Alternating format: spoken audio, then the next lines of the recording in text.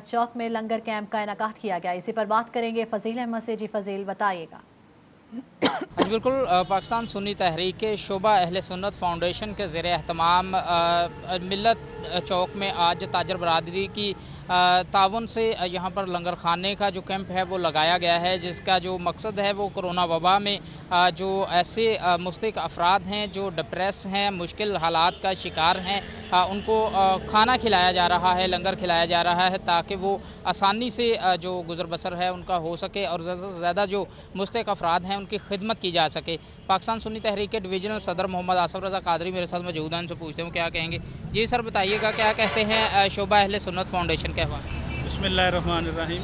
मिल्लत चौक से लेकर निशाताबाद तक बहुत बड़ी मार्केट है और मजदूर तबका बहुत ज़्यादा यहाँ काम करता है। दोपहर को उनको खाने का बड़ा मसला होता है। अहले सुन्नत खिदमत फाउंडेशन की तरफ से यहाँ के ताजरों के तावन के साथ दोपहर में इंशाल्लाह फी सबीलिल्लाह लंगर का एहतमाम किया जा रहा है। जी बिल्कुल, ये बात आपने सुनी, जैसे कि इनकी जानिब से बताया जा रहा है कि पाकिस्तान सुन्नी तहरीक की शोबा अहले सुन्नत फाउंडेशन की जानिब से मजदूर तबके के लिए ख़ास तौर पर लंगर का एहतमाम किया जाता है।